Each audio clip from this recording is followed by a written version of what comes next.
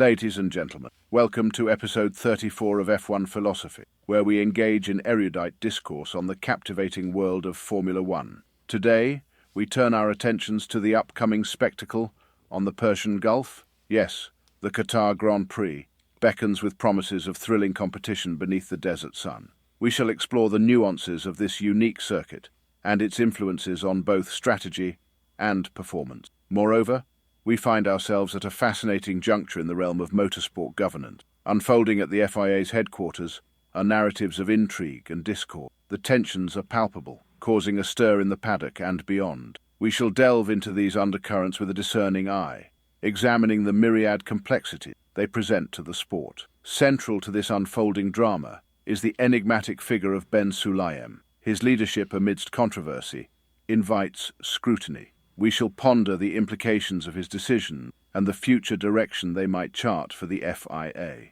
So, pour yourself a cocktail, settle into your armchairs, and join us as we embark on this thought-provoking journey through the world of F1. Let us engage our minds and prepare for the exhilarating discussions that lie ahead. Now, on to the work at hand. A few formalities, if you will. You may find us on YouTube at F1 Philosophy, on Instagram at F1_philosophy, and finally drop us a line at f1philosophypod@gmail.com to join our ever-entertaining fantasy league. Thank you, Producer Gatsby. You're getting really good at your job just as you're about to go on layoff. I wonder what he's going to do during this time off. Absolutely nothing. I guess, yeah, Steven's dead, so he doesn't have a nemesis anymore. I forgot about that. I could send Cairo this and see how they work out together in their time off. Yeah, we get a lot of rabbits around here. I'm sure he'll find something to play with. There you go. I imagine my girlfriend would make me sending a small cat, Gatsby's. All right. We got a lot to talk about. The illusion is over. The title fight is over. One of them. One of them. Yeah, that's fair. The one we all knew that was coming is finally over. Max is champion. And there's a lot of stuff to talk from Las Vegas and then give our Qatar predictions. There's a lot leading up into Qatar that Sean's going to get into. But before that, it's because we recorded pretty close to each other. I forgot to ask you last week. How was your week? How are you doing? I don't know. Uh-oh. Should we open that scab up for everybody? There's nothing wrong. I just don't know what happened this week. It feels like recorded on whenever that was. Last episode? We recorded last Friday, a week ago. A week ago. Wow. Yeah. So it feels like I went to sleep. Yeah. If anybody thought time was going to slow down, no. No, it's just getting faster. It's December. Sunday is December, and we are recording Friday night. Yeah, and we still have F1 into December. It's going to be like that in the foreseeable future, right? They went from 22 to 24 races this year, and nobody wants to let it go. Because like we saw, Monaco's not going anywhere. Monza just re-signed. And I don't want them to get rid of Canada, like we talked about Canada, Brazil, or Belgium, which I think are on the chopping block. And they're not talking about that. Good. Canada has a deal. Brazil still has a deal. What they're talking about is adding more tracks, rotating it. So it'll still be 24 races. Some races switch off. Every other year. Something like we had in Germany. Which I still don't. I guess there's just not much of a market there. But I don't understand why they got rid of one of the biggest motorsport countries in the world. That you would think it would be a staple. Yeah, and it's this relationship that Germany has with F1 in particular. For whatever reason, German drivers don't get the media and corporate sponsorship that the British drivers do or that other drivers around the world do. Same reason why German manufacturers don't last in F1, right? We saw BMW. They had success. They left. Mercedes obviously is very successful, but ultimately they're successful because the entire facility is based at. For English drivers, by English drivers. I'm not saying that's a bad thing. I'm not saying that's good or bad. I'm just saying I think that's the dominant sport. Gatsby, get back to work. It's just, you can, if you heard him in the background. I don't think you heard Cairo having an asthma attack on my solo episode, did you? All right, we got Gatsby back to work, not doing his job. Yeah. And we wouldn't have heard Cairo's asthma attack if you didn't bring it up, because then you start listening for it, and it's definitely there. Oh, damn. Well, anyways, it's good to know what everybody knows. It's good that everybody knows what I deal on a daily basis. He's a good cat, an asthmatic. He's not 6'2" like Darth Vader, but he is asthmatic. Anyways, We were talking about why there's no big German relationship. You were saying Mercedes is very successful, but it's based in England. Audi is going to be based in Germany, right? And Audi will be based in Neuburg and Switzerland. It is still Sauber after all. So I have a feeling this will end up like BMW. Yeah, it's looking like that more and more. Anyways, I said for British drivers by British drivers, but I just want to clarify that I don't think it's the best conspiracy. I just think when you're the dominant media and most of the money comes from you, it's not out of whack to have the most influence. They pay for it. They have the most. They have the biggest motorsport nation on earth. They're bound to be dominant. It's not a bad thing. Anyways, anything else you want to get into it? Anything else about your week, or let's get into it? No, let's get into it. Okay. Max won. Like we said, he won the title. I think I pointed out last week it had never been closer than 44 points of a difference. It was always along. I think he finally just did it. He finally did it, and it's finally going to stop all this this nonsense. We'll have a legitimate argument and debate about who can win the constructors, which will be nice because this will be based more off of fact than what we see on the track, other than just headlines coming in trying to trigger everybody. But yeah, I have a hot take about Vegas in the sense that I think Red Bull or Max could have finished second or third in that race. Tire strategy was evolving throughout the race, which made it unpredictable. It was definitely a positive or a feather in the cap of that race. I think if they kept Max out a little bit longer on the first set of tires, instead of trying to match what Norris was doing, I think he could have fought for second or third. But I think what you saw was Red Bull just closing out the making sure Max was. Any thoughts? You're probably not wrong. I personally think McLaren threw it away again. They didn't particularly execute this weekend the way they have previous. Not that they did anything wrong, but I think, again, it was Lando knew it was an uphill battle after qualifying, and that he wasn't going to be dominant. So I think he got into his own head, and then it all fell apart again. You don't think it had anything to do with the wing at all? Everybody was talking about, I don't know if F1 was talking about it, that McLaren was slow because they couldn't have their wing because of that whole regulation change mid-season. They weren't able to bring the old spec wing anymore.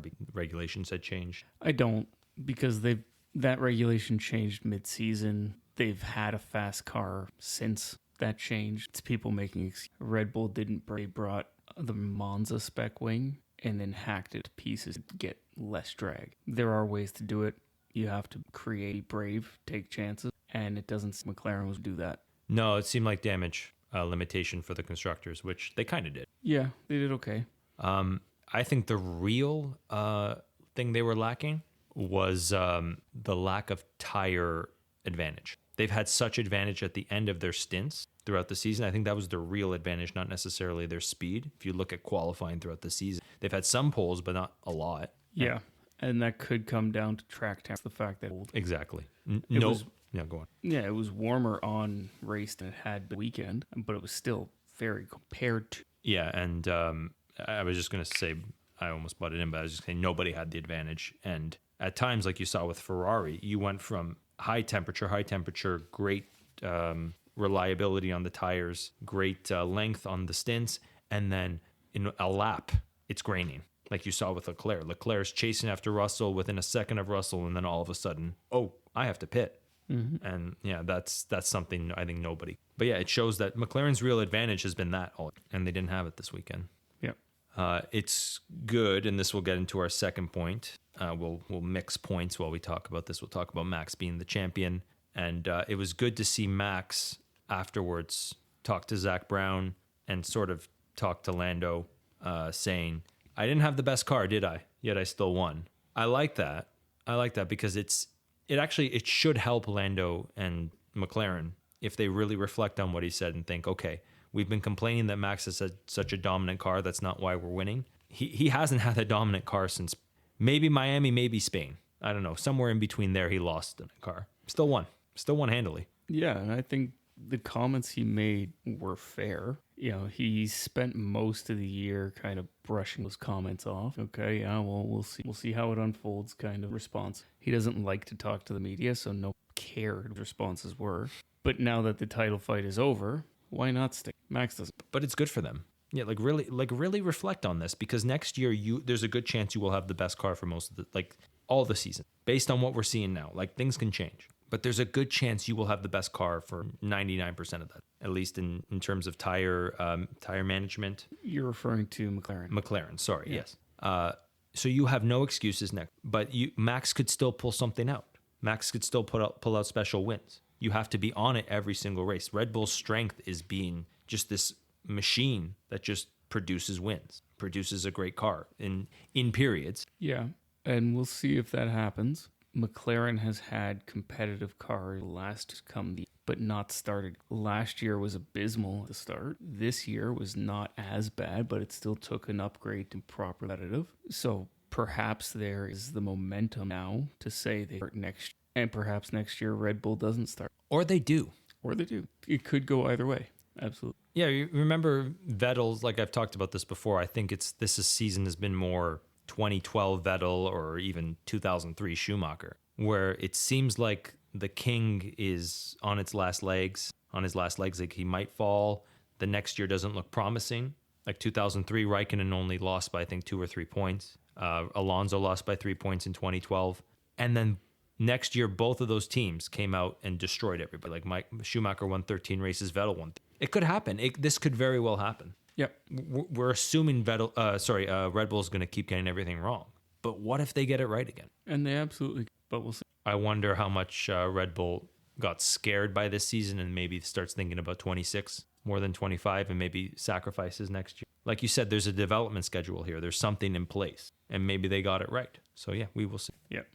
Any other comments from all that? Like we talked, like of Max's title, Lando versus Max in the media. Did you hear the comments? Max thinks Lando could be champion one day, but also said, I could have won in Lando's car. I could have made the comeback. Yeah, and the way that I read that, Lando can be champion once I decide to stop racing. Yeah, that's ballsy. He's put a lot on his shoulders for next year now by doing it. Let's see if he delivers or falls flat. And keep in mind that at the start of next year, McLaren has 2 drivers that are capable of that car. Yes. So and you're not going to get, or you shouldn't, hopefully get the team orders from the prioritize one over the other. There's nothing to say that Pierre can't be. Yeah, if this was a perfect team with a clear number 2 driver, you should prioritize one driver from the beginning, but can't. That's it's not that you won't, is that you can't. Like, cannot hold Oscar back. But they're the opposite of Red Bull. Red Bull is now 3rd in the Constructors' Championship, only marginally going to scrape out 3rd because they don't have a good. So McLaren is the opposite. They have 2 drivers that are legitimately capable. Same with Mercedes, but it may hurt them on the Drivers' Championship because they really can't prioritize in fear of losing momentum. And the fact that both are only contracted till end of 26. So if you want to keep both, you can't. You can't piss them off. Right. I brushed that off all year about, what is McLaren doing? Make a clear number 1. But you know what? The money, like you've said a million times, the money's in the construction. So it ended up being the right call. If this is a long-term project, just keep winning the constructors. One day, one of those drivers will get a clear number 1. Yeah, and this is a particularly important one for McLaren because this is the first championship they're going to win, 1990. Leading, not gonna win, not necessarily. There is a chance Ferrari could beat them, sure. But given what we know about Ferrari... Yeah, before we get into that, I have a whole lot of thoughts on that. But just one more comment on that. That facility that McLaren has in Woking, James Bond villain facility that they have, has never had a constructor's trophy brought back to it. Oh, so when it was McLaren Mercedes, did it go back to the Mercedes factory or did it? It was the previous facility. That facility that they're in now in Woking was built under Ron Dennis and I think was in construction in the 90s. But I don't, at least what's being said is that since moving in there, Constructors Champion. 26 years. Yeah, that's great. That's a long time. Yeah. Yeah, because Ferrari won 99. Yeah, and Michael, some would say, Eddie Jordan would say, I'll let you talk about Jordan in a sec. Eddie Jordan would say Michael sabotaged Eddie Irvine in 99. I know you weren't really watching Formula One back then, but it's, as big Schumacher fans and a big Schumacher family, even my family thought that was a little suspect, the way things went in 99. Anyway, want to talk about Jordan at all? What about our comment from yesterday? Yeah. No, I think we'll share it. We'll save the audience. Formula for Success is a great podcast. This all works. Before we get into Ferrari, Yeah, and also any other comments about Red Bull, McLaren from Vegas? What were your thoughts on the race in general? I thought it was a decent race. I wasn't falling asleep like I was in Mexico. I fell asleep several times. I don't know. I didn't think it was a particularly good race. It had a lot of on-track action, but it seemed like everybody was a little off. Mm-hmm. Right? We had Esteban Ocon go through pits, basically give himself a drive-through for him, just to pit the next lap. When So stupid. we had the same thing almost happen for Carlos Sainz. Mm-hmm. I can't remember anything else at the moment, but it was just a lot of weird little things that happened. It just didn't seem like anybody was ready. Sky Sports made the comment, like Brundle and Crofty, like how annoying it was to be that late and in the cold. And they were like, why not start it at like 5 or 6? So it's a little bit warmer, right? Like, and people are more alert. And I think I think you just nailed it in a sense, because they were acting like they weren't really there, because they're going to talk about, like, we weren't there, so can we change the time? They're going to go to the FIA and say, this isn't ideal. Yeah, and I think they sold it as a city of Las Vegas shuts down strip at a certain time, and everything is planned around that. So to now go back and say they want to take it out of the evening and put it into the daytime, a bigger... Yeah, but I imagine you're shutting down the strip hours before the race anyway, for the weekend even. Yeah, I think what I saw was the track opens, they start letting people into the track, but I don't think they close till 5, and nothing starts until, so I don't know. Logistically, it could happen. They could do it. It's down season in Las Vegas. That's the time where very few people. But also, like, put it earlier in the year so it's not so cold. Yeah. If you're going to run it at night anyway, it's going to be cold in the desert. It doesn't need to be 10 degrees. Yeah, they needed to move Qatar, and then they end up moving Qatar and Vegas. Yeah, and frankly, put Vegas in the middle of one of these 3 or 4 week breaks. Yeah. We had what? Between the summer break, first autumn break, and the second autumn break, we had 9 weeks of dead time. Or, sorry, 10, because it was 4 weeks for the summer break. Right. You're absolutely right. I think they will. I think they will, Iron. It's just... And I thought the race was decent, too. Like you said, there was quite a bit of action. We saw a double pass from Perez. Which was good. Almost as if he was a good driver. Like you and I have been saying all year, he's a great driver in the wrong car. You saw a lot of drama throughout qualifying. You saw a lot of things happen throughout the race, too. I really liked that it was unpredictable tire strategy from the weather. The race winner was clear after the first 15 laps. Mm-hmm. But still, there's a lot of potential in that race, I think, is what you and I are both trying to say. Yeah. Okay, and speaking of, like, the winner, Mercedes, again, Hamilton was able to charge from 10th. Russell dominated the race. I think he was saving tires at the end. We saw Hamilton was putting, quote-unquote, pressure on him towards the end, but I think everybody knew the second Russell turned it on, it was it for Hamilton. And Hamilton screwed himself with his tires for that. But are Mercedes good? What are your thoughts on this? Do you have any insight on this, engineering insight? Like, what happened there? Like, that was great. I've been thinking about it, and we've made the comment before that the car seems to come alive in cold weather, right? Brazil in the rain was cold. Vegas was cold. Where else has... Well, they won a Silverstone in the rain. It was cold, yeah. Yeah. And they won, yeah. So from an engineering cold air is what's going to give you more drag. Cold air weight, air does weight. So the colder it is, the heavier it be, which can help with downforce. If you're lacking downforce, maybe that has something to do with it. The engines also like cold air better than warm air. And if you have a problem with overheating your tires, keeping them by not putting much energy from sitting on the track is going to be better for it. Right? And that's something we've seen from Hamilton about his tires are unpredictable, whatever any complaints have been. It can be mechanical, it can be aerodynamic, but probably a lot of it has to do with inconsistent temperature. So when you're at hotter tracks, less dense air, the same efficient on the aerodynamic, the engine doesn't, and then you're putting heat into the tire. The tire has a lower level. So the car still has problems. Those problems have been there, fixed part of it, but they were never going to be able to remove it. So hopefully they understand what the problem is as a whole picture, and they take that into next year's car and correct the underlying. So to answer the question, are they back? I think so. Let's see if they capitalize on next year. And yeah, the consistency has been the issue because they were back in the summer. Clearly, they were back in the summer. Yeah. And just to your point, yeah, that cold air helps the car. It's weird, like how wild and inconsistent the building of this car is, because they were, if you remember correctly, amazing in Qatar last. They were 1-2, I think, or 1-3 or something like that, or 2-3 in qualifying. Remember they crashed? Well, I was going to say they crashed first corner lap. But yeah, in qualifying they were. Yeah, and It was just, it's this wild, it speaks to this wild inconsistency. Let's hope they keep it. It does bode well for 2026. You're right. If they figured out the problem is the way they structure the car with their downforce. I wouldn't say that because the cars are changing so much in 20s. It's good for 25 because they have to build a new car for 25. So instead of taking the concept they've been working with, they can take what they've learned and fix the under. Okay, that's a good point too.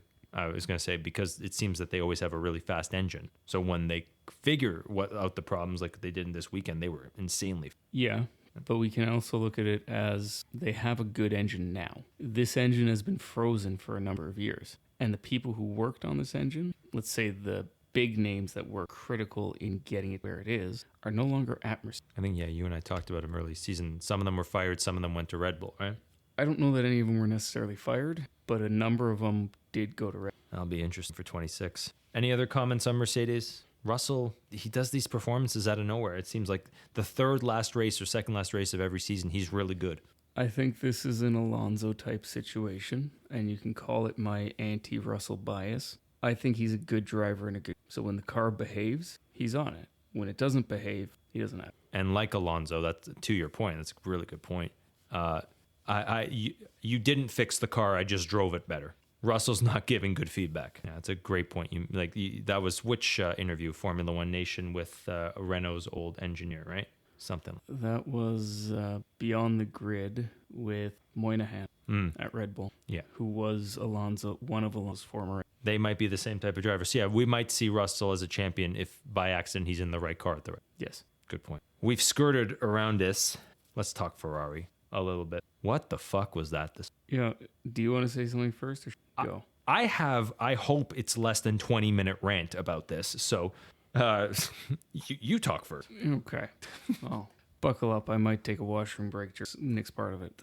Fred Vassar in the last few weeks has been asked, what are you doing? How are you getting the team turned around? How did you end up here kind of thing? And his comment was, we need to be, and I'm paraphrasing, but we need to be clever. We need to try, and we need to make mistakes, and we need to figure out what works and what doesn't, which I'm sure you'll tell me is what they've been doing up until now. But I think this is the result of that, where previously it was unintentional. Let's say it was them making stupid decisions because they were under pressure and didn't know how to. And now I think they're truly trying to push the envelope and make bold decisions. And we've seen it work, right? We saw it at Monza with Charles's win. The long strategy paid off in a weekend where they didn't have it. But then you end up with weekends like last weekend, where Sainz is in pit lane and they tell him to stay out, and he makes a stupid decision and simply got lucky that he didn't get a penalty. Very. Which I think has to do with the fact that we have a new race director. Marquez, I think it is. Raul Marquez, something like that. Rui Marquez, yeah. Yeah. Who also has to do the F2 races now because the fucking person they put in charge of F2 to replace Marquez got fired. Oh, I can't wait. So anyway, I think Ferrari got lucky in the sense that it wasn't worse, but it was a giant cluster. And frankly, I don't know what Leclerc was so annoyed about. I didn't see anything necessarily wrong with his side of the race. Sure, they didn't tell Sainz to stop on track and let him by. But if you want to get out there and just do it, fine, but don't expect anybody to agree with you. And frankly, I hope Fred Vassar pulls Leclerc aside and smacks him around a bit. I know Binotto kind of babied Leclerc, but it doesn't seem like Fred's doing it. Binotto also had Silverstone 2022 when he wagged the finger at him. Remember that? Yeah, but that was a finger, I think, for ballsier. First off, what the fuck does Vasseur, the guy who never finished higher than 6th at Alfa Romeo, know about clever? I'm not saying you're wrong. I'm just saying, he was obviously the wrong hire. That's a whole other story. They're all the wrong hire because of the identity I've talked about a million times at Ferrari. It's not about winning. It's more about making it seem like they're all this tight-knit group that's this underdog that's one day going to win. They're one day all going to come together. It's one day going to happen. You saw this again. We're going to keep it in-house. We're not going to, Charles, don't talk about it on the radio. We're going to talk about it in the boardroom on Monday. It's not going to change anything. How do you still have moments like this? I thought he changed the entire culture of Ferrari. That's all we've heard all year. How do you have moments where Carlos Sainz has to yell on the radio, wake the fuck up? He didn't say the fuck, but he said, wake up, guys. Mm-hmm. What is happening there? Second was on the line. According to simulations, they could have got second. I don't know if that's true. Brundle doubted it. I don't know if that much of a delta was in that one mistake in the stop. I doubt Absolutely it too. not. Yeah, I doubt it too. I'm just saying, like, if that's what your simulations are showing, get it fucking together. As for Carlos Sainz and Charles Leclerc, Charles Leclerc is the boyfriend of Ferrari, of a former, shall we say, skanky girl who never really settled down. You're ineligible. They keep using him. They don't really like him. This analogy is going to come home. I'm going to bring it all together. Just you watch. They don't really like him. They're settling down for him. But they see the bad boy out of the corner of their eye who's disobeying their team orders and going, ooh, let's not stop him. Let's see what happens there.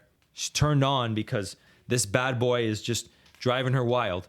Why not tell Carlos, hey, let Charles through at some point? Why not pull over for Charles? Why aren't they making Charles happy at this point in the season? You're right. Why would Carlos agree to team orders? Yes. But why aren't you trying to make Charles absolutely happy at this? 5 years you've signed him. Charles gave you an engagement ring. I want to be here forever. And you're still thinking about all the bad boys. You're still signing Lewis Hamilton behind Charles's back. You never really wanted him, did you? You never really thought he could win. You just told us he could win. And this is another example of that. They don't really believe in him. He's complaining not because of anything you said. You're right. Nothing really happened here. Carlos can't full stop go brakes out of the pit lane, or as Charles is coming out of the pit lane. Otherwise, he's going to lose a lot more time. Yeah.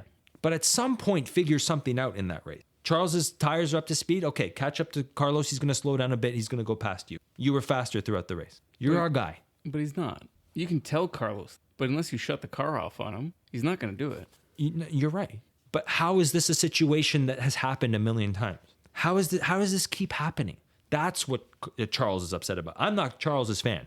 Charles should never have been put in this situation. He should have never been signed. Vettel should have been given a clear number 2 in 2019. If you were done with Raikkonen, if you didn't believe in Raikkonen, and we've seen that in the past before, Irvine didn't exactly work with Schumacher. But when they brought in Barrichello, a clear number 2 who was just a little bit better, it worked. Raikkonen's a champion. He's amazing. He was on the end of his career. He didn't really care at that point. He wasn't putting in the effort or the work. Wasn't working with him and Vettel. It's mostly Vettel's fault in 2018, not Raikkonen. But sometimes you make the change to someone who's a clear number 2 who can help that number 1 driver better, like Barrichello did. Why was Charles Leclerc signed at that point? Because allegedly they believed he was a future champion. Yeah. Sorry, just one more point. When the fuck has Ferrari's junior program ever worked? It hasn't. It hasn't. Ferrari's a team is a finishing school.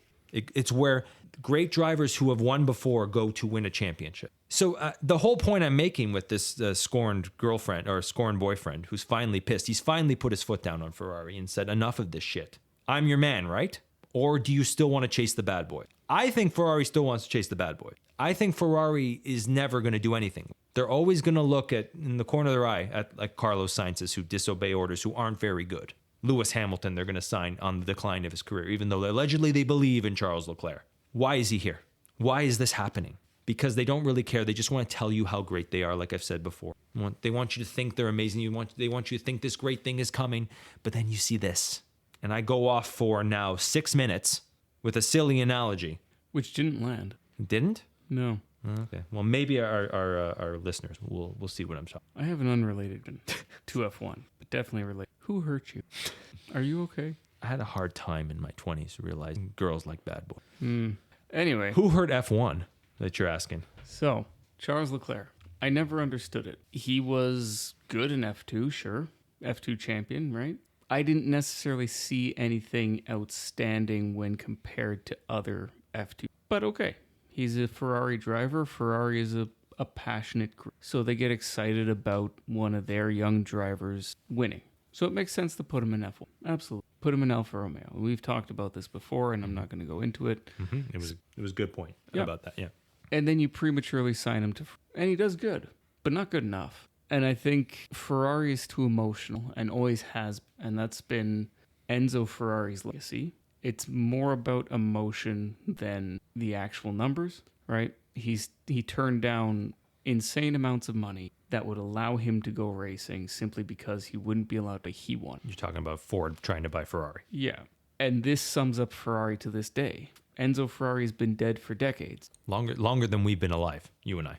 Yes. But we're still living in Enzo's legacy, or Ferrari is still living in Enzo's legacy. And John Elkann effectively went behind Fred Vasseur's back to sign Lewis Hamilton. So that's a problem there. Mm-hmm. Fred Vasseur said it himself. I don't know if you caught it in the last couple months, but he said in an interview, Charles Leclerc will win a championship when he has a car that's good enough to win a championship. That's not a good thing to say, yeah. Did Michael Schumacher have a car that was good enough to win a championship? No.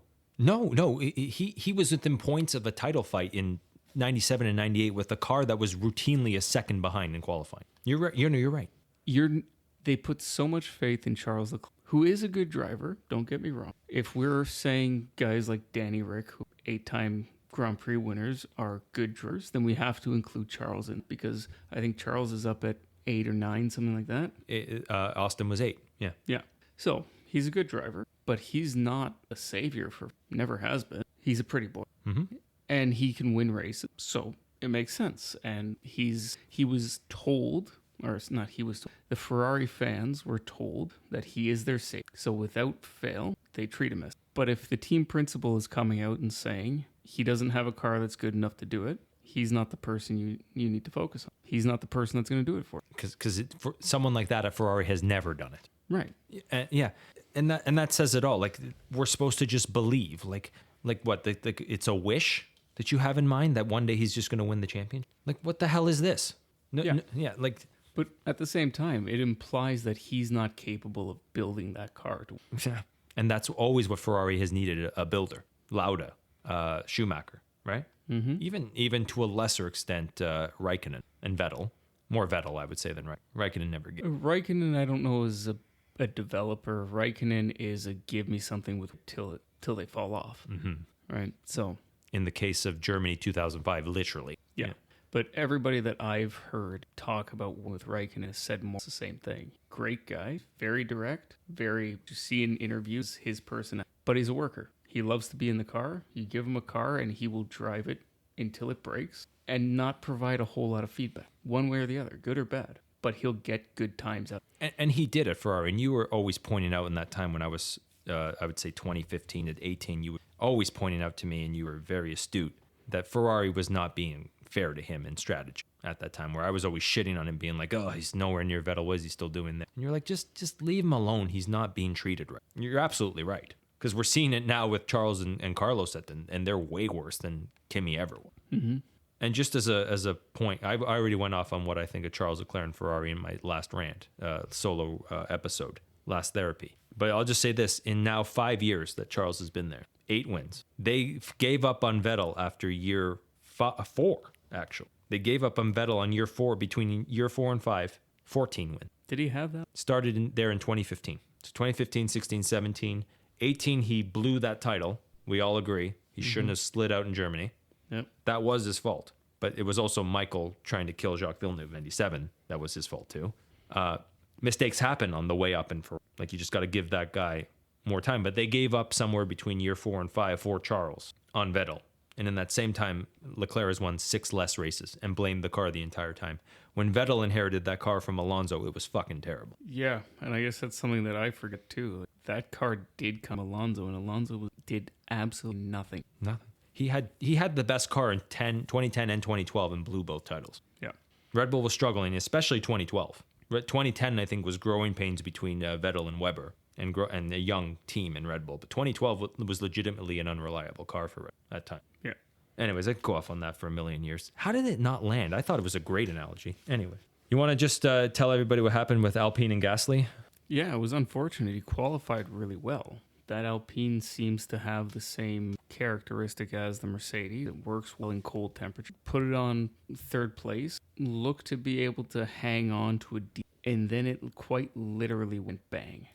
And I don't know about the coverage you were watching, but we didn't see the incident itself. We heard the radio message that he's got no power, and the pit crew saying, yep, looks good on our end. Yeah. What are you talking about, Pierre? It's fine. He's like, I heard it go bang. Yeah. He's like, I have no power. They said, oh, it hit the limiter. So the limiter shouldn't do anything. You should be able to ping it off the limiter for a good period of time. It was bang. But depending on what happened, and I haven't heard anything what actually happened, the engine hitting the limiter could have been a symptom of something letting go. And when they backed it into the garage, there was a nice big hole on the lower left-hand side bodywork, right where the exhaust pipes are, as they come out of the block. So something exited that engine. So that one is gone. Can we attribute this to the supernatural at all? Like, did a demon or a ghost explode out of there? This is Alpine, Sean. Anything is possible. If that's what you believe, but there's a reasonable explanation for everything. And more times than not, physics is... I'm just messing around. I'm watching too much Supernatural right now. Great show. All I'm going to say is Renault engines are notorious for reliability problems, as are most French vehicles. And the most likely explanation, poorly made bearing to connecting 12,000 to the side of that. And that costs way more than whatever the cost of that bearing is, or whatever the bodywork repairs are, because they lost sixth to Haas because of it. Yep. So that's, what, at least 10 million? Plus the cost of an engine, another couple million. We said it in our predictions. They needed a good weekend, and they had it and blew it. They Alpined. Yeah, and then on top of that, they weren't ready for Esteban when he came in, and he had to do a do-it-yourself drive-through penalty. And he was, I think he was in like 9th or 10th at that point. Yeah, he was in a decent spot, and that absolutely ruined his race. Yeah. Same thing happened to Williams with Albon, but not the same type of catastrophic engine failure. It was something else. But yeah, I'm sure it was probably a temperature-related problem or an oil pressure problem like that, and they called him in. That was points too there. Yep, he was in 10th. It obviously doesn't help them at any point. I think they're stuck in 9th no matter what they do, unless they have an Alpine-style double podium. So, but still, it sucks. Albon really needs a win right now. He's not getting it. Yeah, it's been a painful year for Williams. I just hope it's not a symptom of what's to come, right? I hope this year hasn't screwed next year effectively. I hope it's not a Haas situation, 2020, where they basically just gave up and pedaled around at the back of the grid. So we'll see how it goes, but yeah, that would be worst case scenario in my books, because they had some good momentum the last couple of years, and I feel like that leading into 2026 would basically be a massive step backward, potentially leave them in 2026 with a new car, new engine at the back. Like 2022, when they had, what was his name? Capito. The good momentum was with Capito.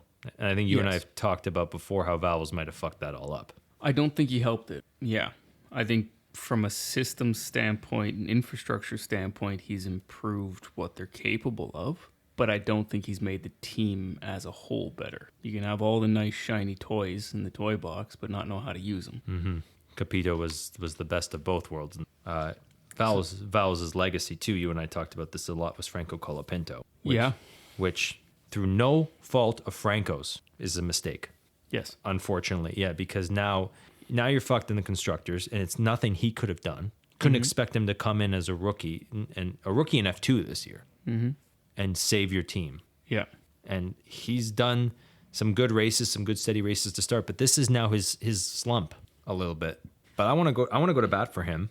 Sorry, before you do, I just want to say, I can't remember who said it, whether it was Joel Palmer today or if it was on the Formula for Success this week. But at this point, Franco just needs to bring it home. He needs to stop crashing, have a couple of good races before he ends his career at Williams, so that he's not remembered as a Logan. Yeah, that's not a bad point. He'll never be considered Logan Sargent, especially after what the media has pumped up on him the last 6 weeks. No, and I agree. The problem is if he goes out and he gives it everything, which I know you're going to talk about, and crashes in qualifying again, and then doesn't finish well in the race because he crashed again and they had to rebuild the car with substandard parts again, and then they get to Abu Dhabi and the car is a Frankenstein of nonsense, and he either crashes or pedals around in 20th, all that momentum's gone. Remember, F1 is a fickle place. That's a very good point. At this point, yes, just stop crashing.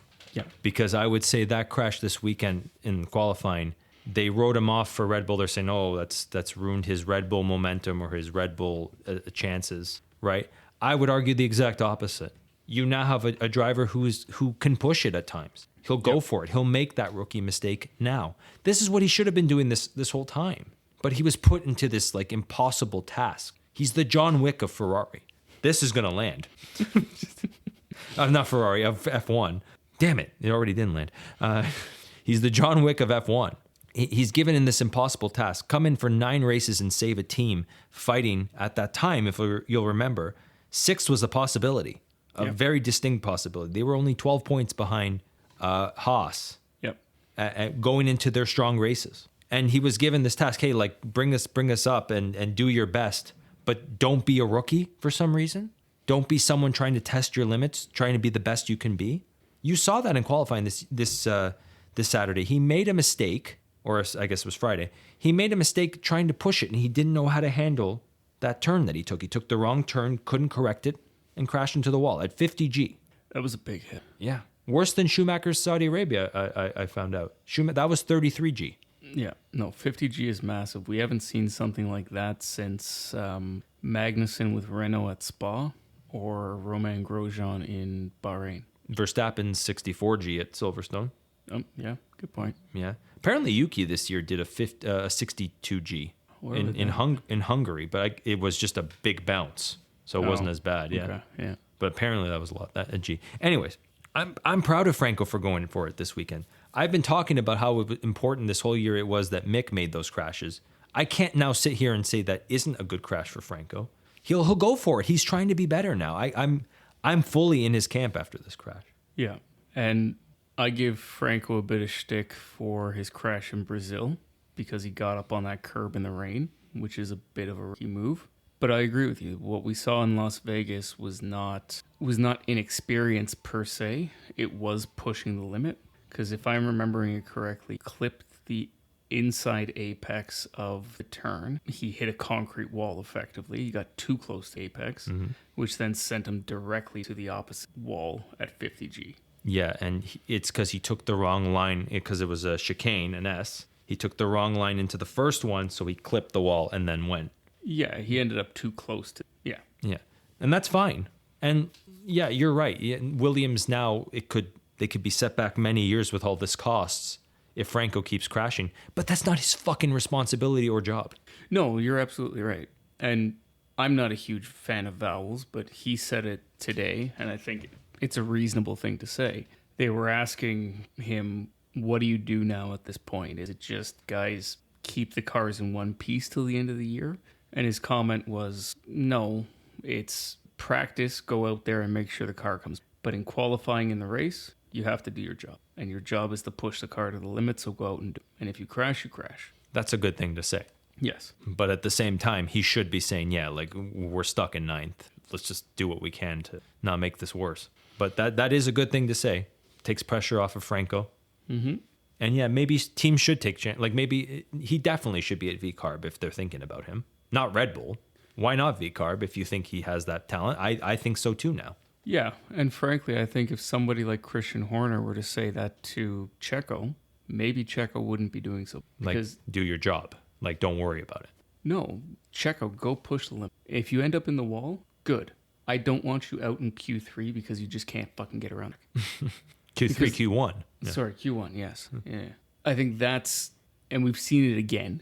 You know, we'll talk about Qatar. We've seen it again. Fucking idiot goes out in Q1 because he just can't put a lap together. Yeah. But it also looks like he's just puttering around. Go out and push. See how fast it actually... That was my biggest critique of Mick's 2022 towards the end. They said, just stop crashing and you'll keep your job. And he didn't. When they should have told him to go out, and you're right, do more of this. Go try and be more of that, because long-term that could pay off. And I think Franco, now we can see that. Yeah, go do more of this. Sure, but... Not too much.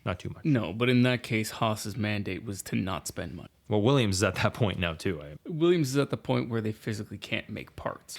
It's not that they don't want to spend them. Yeah, different situations. Anyways, the point is, everybody's giving up on Franco this year. Like, I've seen the reports already. Oh, this is kind of a damper on him.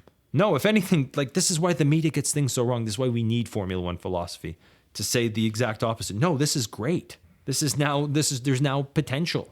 Mm-hmm. He's not just someone putting around there, just trying to bring the car home, make the best of this situation. No, he thinks he's worth more. He thinks he can do more. He'll make mistakes. Yeah. Anyways, any other thoughts before I let you go off on the FIA director? No, I think that's more or less it for F1. Or, for Las Vegas. Okay. I'm like a bomb diffuser. You know, what's that show? The Hurt Locker. Is that the movie where they diffuse bombs? Okay, I'm just gonna go in, press a wire, press a button, and run away. Ben Sulayem. What do you think, Sean?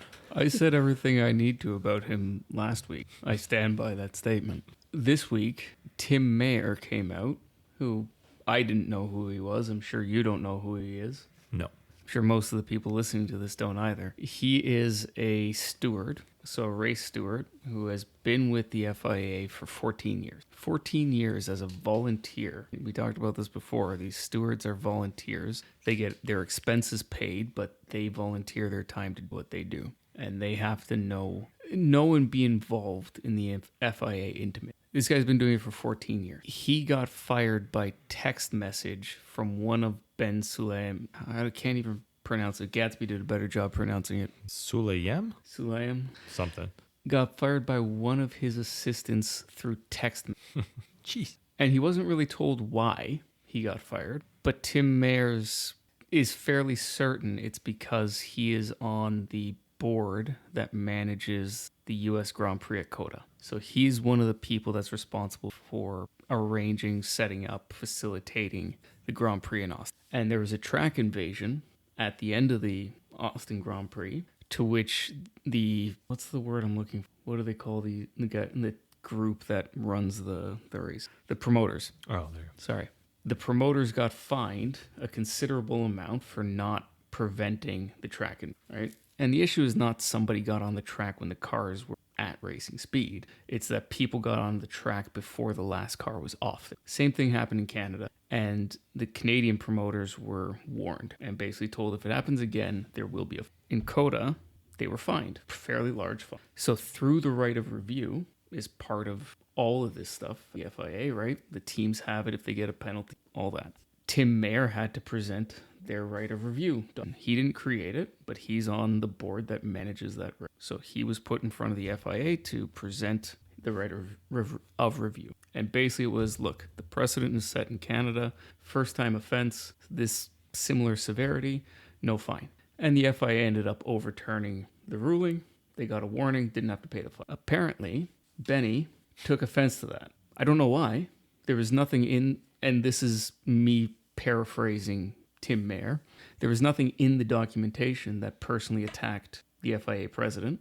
There was nothing in there that had anything derogatory towards the FIA. It was simply, we have the ability to appeal the decision. We're doing it. Here's the evidence. You agree with the evidence. Case closed. But apparently, what he's found out through channels 14 years in the FIA, you meet a few people, you know people. What he's heard, that is the FIA president took offense to that appeal for him doing his job. Yeah, outside of the FIA, because he didn't do that in his capacity at the FIA. He did that in his capacity as a promoter for COTA. Okay. So completely not related. But Ben thought that's out of line. He needs to go. So we've lost a very experienced steward because Ben gets butthurt that people use the process At a time when stewardship is very important. We're looking for the best. Yes, exactly. And George Russell has come out and said what we were thinking and talking about last week, that we don't understand why Niels Wittig got fired. He didn't do anything to merit getting fired. Some people may not have agreed with his decision, but there was nothing wrong with it. So that the GPDA has put it out there that we don't understand why the change was made. And the stewarding or the race direction in Vegas wasn't bad, but there was definitely some questionable decisions made. Why was Carlos Sainz dinged for track limits instead of crossing the line on pit entry? Which has been 10-second penalty for a long time. Long time, yeah. It is very clear in the driver's standards and has been for a long time. You cannot cross the line on pit entry. You cannot cross the line on pit exit. Needed to be a penalty. Mm-hmm. Wasn't. Fine. Rui Marquez is experienced. He has a lot of time in F2. We'll give him... We've let people slide with more. So I'm not blaming Rui Marquez. The change didn't need to happen. And if that change didn't happen, some of these issues would not have gone the way that they did. Fine. Marquez's replacement in F2 got fired or left. I can't.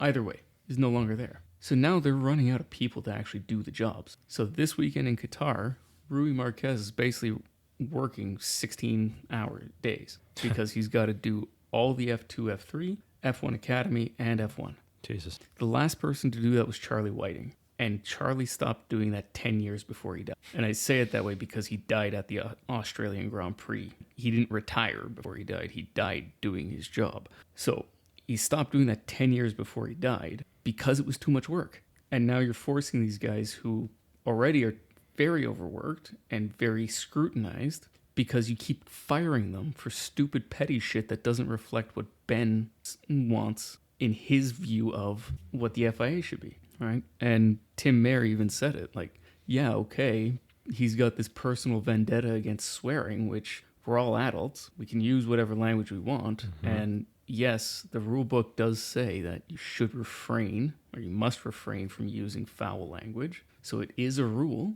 but it's a rule that's never been put to this extreme. Because, again, you can let certain things slide when it comes to language, right? It's not a technical directive. It's not a safety issue. It's something that's in there as a professional. But as cultures change, the level of professionalism and what you can and can't accept changes. So, anyway, the article that I read goes into his views a lot more and more of the, let's say, call it circumstantial evidence that the FIA president is simply getting rid of people that don't agree. That's dictatorship. Yes, absolutely. That's what they were pissed about with Bernie, right? Like, but again, Bernie wasn't the FIA. Yeah. Okay. Sorry, I always forget that. Yeah. I didn't want to stop you there because you were on it there. You were nailing every point. We should link that article in the podcast description so people got an idea. If I can find it again, I think it was the right. They do decent work with stuff that has nothing to do with racing. They're actually indispensable. Yeah. Yeah, when it comes to reporting actual fact that is out there, they're good at doing it. When it comes to like opinion. Yeah, opinion or critiques of races, it's not so. You want to hear what their two most common drivers selections for the new Cadillac team was? Oh, Romain Grosjean and Logan Sargent. That's god awful. That is god awful. Anyway. That's worse than what I've heard. Anyway, yeah, we forgot to mention that. Great points on Ben Sulayem. He's acting like someone trying to micromanage and overcorrect a clear lack of control. Like someone who's dominant and someone who has the respect. A clear leader doesn't have to do shit like that. Yeah, he's trying to fix problems that don't exist. Exactly. Yeah.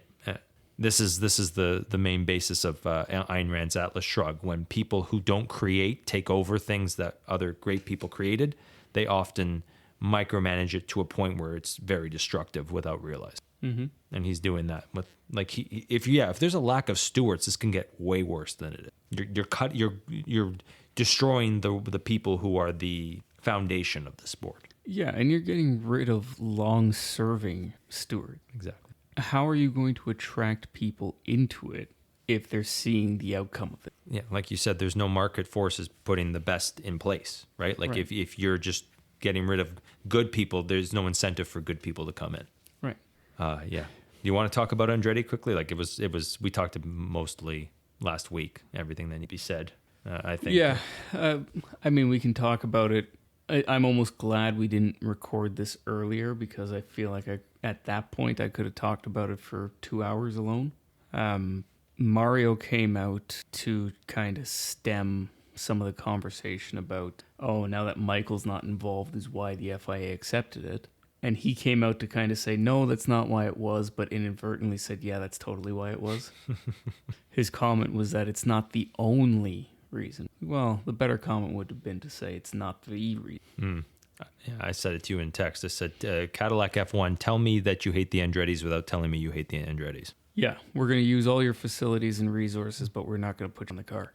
That is rude. Yeah, and ultimately what I think it's come down to, the Andrettis didn't have the money. And they were very heavily, and this is all speculation, I need to put that out there, that they were very heavily propped up and leveraged by Gamebridge and TWG, which you and I went into it. This is the same guy that owned a European soccer team. I forget which one it was. Chelsea. They own the Professional Women's Hockey League. The PWSL or PWHL? Yeah, PWHL, I think. And the...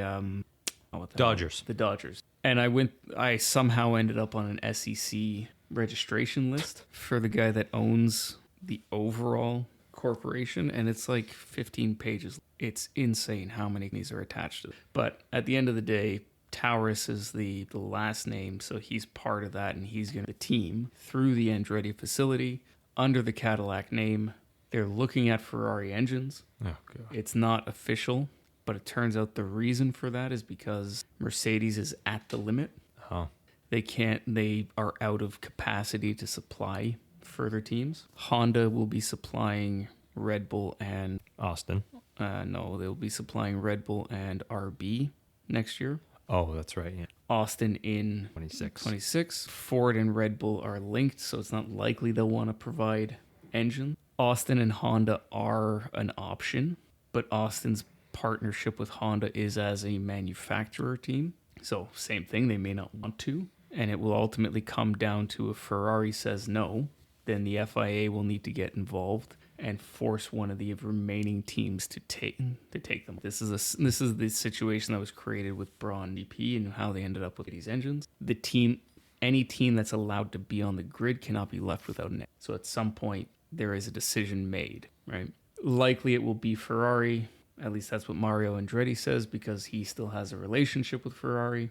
Okay, fine. Frankly, I think I've said it before. Cadillac should simply buy the IP to the Alpine and Renault engines and use that. Yeah, I was saying to you that makes a lot of sense now. That your theory makes a lot of sense in this instance, especially if Ferrari doesn't want to do it. But yeah, maybe they don't really have the money, or maybe it's that bad. If it's a competitive issue, yeah, you'd probably rather have Ferrari engines at this point. But also, would they be Americans if they weren't so arrogant to think that they could just come in and do it themselves? It's not a bad point. I'm sure I'll get some flack from our American listener. That's fine. I'm pretty mean about a lot of cultures on this podcast, so you're welcome to have one. I think that's it for me for Andretti. Yeah, let's just give our Qatar predictions quickly, and I think we've done a great job staying on point. Really? Gatsby notwithstanding. Yeah. What do you say, Nick? All right, first, do you have Vegas predictions there? You want to go over those quickly? Sure. Let's do that quickly. So just go over it quickly. What did you say 1, 2, 3, 4, 5? Hamilton, Russell, Lando, Max, Leclerc. Not bad. I inverted the top two. Mm-hmm. And then it went to shit. Yeah, we all overestimated Lando, I think. Yep. And then you said Piastri 4? No, I said Max 4. Max 4, yeah. He would have been higher than 5th, I think. I think that's a really good top 5. You got 4 of the drivers correct, just in the all in the wrong positions. Yes. What did I say though? And yeah, let's maybe just gloss over that. Yeah. You had Lando, Yuki, Albon, Ocon, and Max. You swung for the fences and missed. I got number 5. Sure. Yeah, I thought really there would be more chaos. I think you nailed it. They were just, everybody was so off and not trying to go for it in the race. They were all just, I think this was still a data set in a lot of people's minds. Like they weren't pushing it. Yeah. So maybe next year will be a bang. I doubt it. Who'd you say 10? Lawson. Yeah, he had a bad race. Yeah. No other way around that, yeah.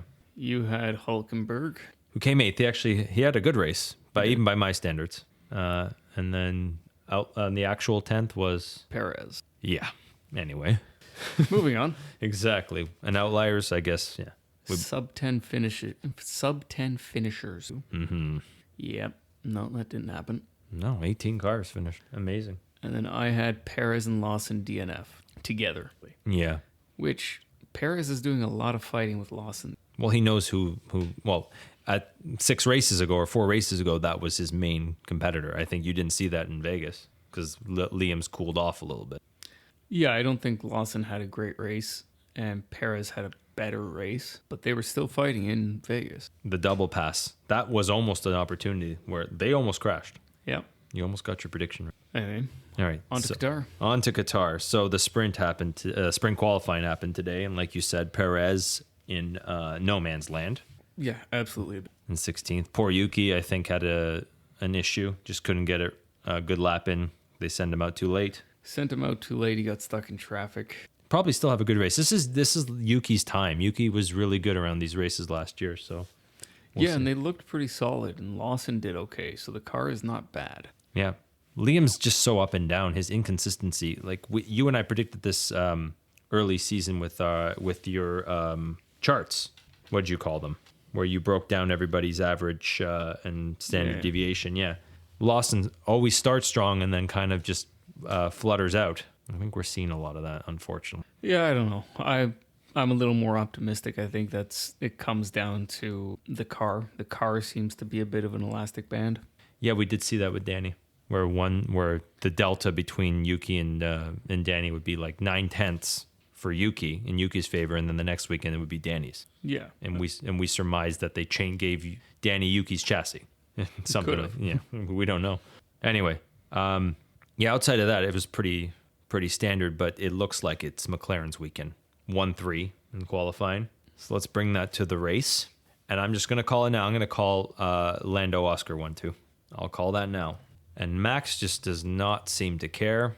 So I'm going to keep him out of my top 5. okay. I think Russell, if the car is as good, I'll put him back on the podium. He does seem to do well towards the end of the season. I'll give Lewis some daps, and I'll go McLaren, Mercedes 1, 2, 3, 4. My surprise is Ferrari. I'll put Leclerc 5, but I don't really want to. I think McLaren pretty much wraps up the constructors. Possible. It's very possible, especially if it ends like that. So I'm going to go a little different. I'm going to do Russell, Ooh, Hamilton, Oscar, Lando, wow, Max. interesting. Why is that? The Mercedes looks good. I think Hamilton just didn't get a good enough lap from what we saw in sprint qualifying, but I think he'll get on top of it. Remembering that they're allowed to make changes after the sprint race. That's a good point. So they get a race distance or a partial race distance to figure out what they need. I think he gets a hold of it. I think Russell showed, that final lap in sprint qualifying showed he could put it together. And the McLarens haven't looked that good. They did good in sprint qualifying, but all through practice they were hurting. And with the aggressiveness of the curbs around Qatar, there's probably a good chance we see a lot of floor. Oh, wow. So you don't think they were practicing like their long runs on the hards or the mediums? You don't think it was anything that you legitimately think they just didn't have it? No, they were all over the track. They were not having a good time of it. And one of the things that they were analyzing on F1 TV is actually as wind direction changed, you could physically see as the car entered into the change in direction of the wind, it just lost it. Oh.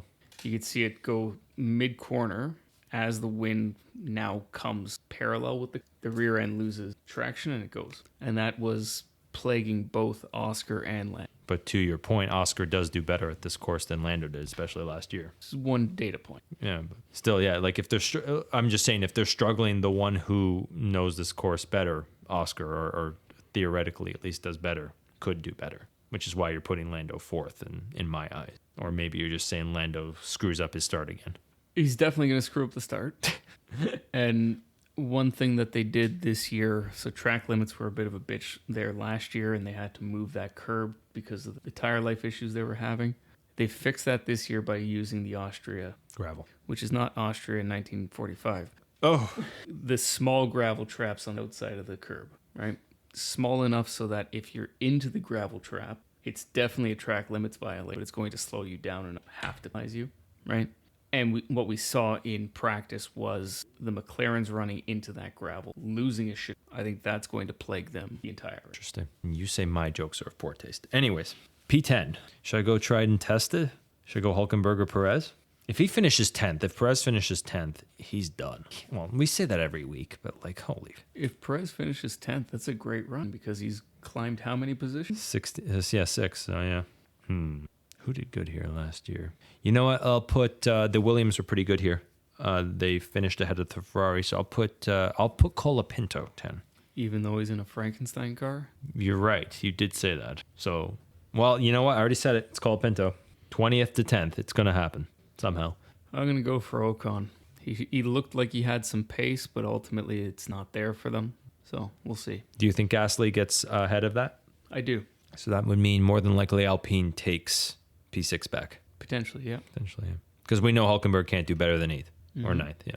All right, and what's our outlier? What do you think? They moved it to November, so I can't say high heat, can I? It was cold. There were people in the grandstands with sweaters and jackets. It was 19 degrees. So nothing to benefit Mercedes, even though they still seem on it. No, I think that is enough because air temperature was warm, not hot. The track temperature was relatively... My outlier, Lance Stroll crashes on the outlap, end lap? No. Let's go 3 safety cars. It's an outlier. But how do you get a safety car? There's nothing for anybody to hit. Accidents? I guess, yeah, there's a lot of gravel. There's a lot of out track. Yeah, it's probably... I mean, obviously, there's a potential for safety. It's here forever, Sean, at least until there's new owners. Get used to it. Yeah, let's just go 3 safety cars. It's an outlier prediction. I got nothing. You're right. Like high winds, extremely high winds. Like what? Rain. I saw somebody, in a lot of the video gamers, I have the F1 video gamers come up on my YouTube feed. And apparently that's a variation in F1 2024 is rain in Qatar. Mm-hmm. Why? Okay, so what's my wild card here? I don't know. Lance Stroll crashes into somebody on a safety car. I don't know. Perez win. That's an outlier. Street track, it's a hybrid. So it's a course. It's a permanent course. Then he is fucked. Absolutely. You know, it is an outlier. And on that note, before we end, anything else you want to talk? No, I think that's it. The only thing I'll say is I think we're done hearing about F1 not entertaining. Yeah. The last 2 seasons, great. Yeah, even with Max winning 19 races, there was still a lot going on. Yeah. Cheers to that. All right. We were good boys. We kept it a relatively good time. But yeah, we'll be back after Qatar, getting ready for Abu Dhabi. Only a couple more episodes left until we take a nice deserved break. I think you should do a solo episode during the break about your whole thoughts on Andre. I think we just did that. You have more. You said you had 2 hours, apparently. Yeah, but I've calmed down. I don't even know what my problem was. I just had a problem with the whole thing. That's the definition of my therapy episodes in a nutshell. And hence why people think you're problem dressed professional. Maybe. One day. F1_philosophy at Instagram, F1 philosophy at YouTube, and F1philosophypod@gmail.com. I wonder how we did. I'll look that up as soon as we finish recording. All right, everybody. Have a good night. Good night, everyone.